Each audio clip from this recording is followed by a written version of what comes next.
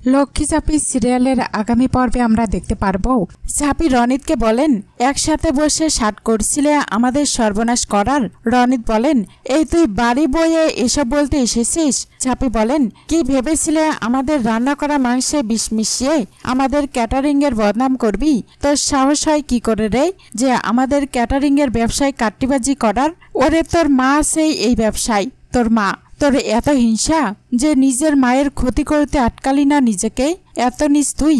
নিজের মুখ দেখো কি করে আয়নায়, কুসন্তান একটা। আবার আমাকে ভালোবাসার দাবি করেছিলে তুমি, যে নিজের মাকেই ভালোবাসে না, সে আবার ভালোবাসার বড়াই করে কোন মুখে? তুমি তো কারণ নও গো, তোমার দিকে তাকাতে আমার ঘৃণা হয়। আর শোনো, তোমাদের প্ল্যান না মাটি মারা গেছে।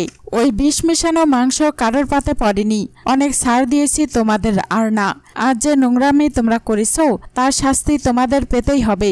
ইনকা রনিতকে বলেন, দীপ বড্ড সোজা পথে ব্যবসা করতে চাইছে রনিত, কিন্তু নিজেদের এক্সপ্লেন করলেও শুভ্রা ক্যাটারারকে আমরা আটকাতে পারবো না।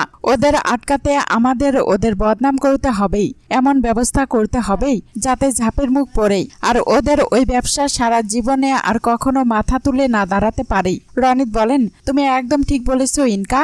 ঝাঁপি আমাদের ক্লায়েন্টে ভাঙিয়ে নিয়ে গেছে, সেটা দীপ মানতে পারলেও আমি কিছুতেই মানতে পারছি না। ঝাঁপিকে তো শিক্ষা দিতেই হবেই। ইনকা বলেন, কিন্তু রনিত, এই ব্যবসার সঙ্গে তো তোমার মাও জড়িত, আর সেই জন্যই তো বারবার আমি আটকাচ্ছি। রনিত বলেন, ইনকা, আমি চাই না মা ব্যবসাটা করুক। আমার কাছে আমাদের এই ব্যবসাটাই সব। ঝাঁপির ডানা ছাটার জন্য আমাকে যা করতে হয় আমি করব, আর তার জন্য যদি আমার মায়ের ব্যবসায় আগুন লাগিয়ে দিতে হয় আমি আগুন লাগিয়ে দেব। ইনকা মনে মনে বলেন, 7টা শয়তান মরলেও তবে তোমার মতো একটা শয়তান জন্মায় রনিত। নিজের মাকেও রিয়াক্ট করলে না, যাকগেই, তাতে আমারই লাভ। ইনকা বলেন, আগুন লাগিয়ে দেওয়ার দরকার নেই রনিত। ওদের ব্যবসার বদনাম করতে গেলেই শুভ্রা ক্যাটারের খাবারে বিশেষ যথেষ্ট। খোঁজ নাও রনিত, আজ ওরা কোন বিয়েবাড়ির অর্ডার পেয়েছে।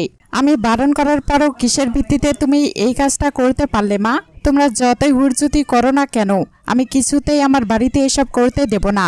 বন্ধ করো এসব। ভালো মা বলেন, বাড়িটা তোর নয় রনিত, বাড়িটা আমার। আমি সারা জীবন ফলসে পিকো করে অনেক কষ্ট করেই এই বাড়িটা বানিয়েছি। আজকে তুই রোজগার করছিস বলেই তুই রোয়াব দেখাচ্ছিস। রনিত বলেন, 100 বার দেখাবো রোয়াব। দীপ বলেন, রনিত, তুই কেন ভালো মার সঙ্গে এমন করছিস? রনিত বলেন, দীপ, তুই এসবের মাঝখানে আসবি না। তোকে আমি এতবার করে বললাম তুই ঝাঁপিকে বোঝা। ঝাঁপি যাতে আমার মাকে এসবের মধ্যে না টানে। তুই ঝাঁপিকে আটকানোর জায়গায় তুই এসবের মধ্যে তোল্লাই দিচ্ছিস। ঝাঁপি বলেন, ছাড়ো না রনিত দা, কেন তুমি এই শুভ দিনে অশান্তিটা করেছো? রনিত বলেন, এই তুই একদম ফালতু কথা বলবি না। তুই যত নষ্টের গোড়া। আমার মায়ের মাথা খেতে তোকে কে বলেছে? ভালো মা বলেন,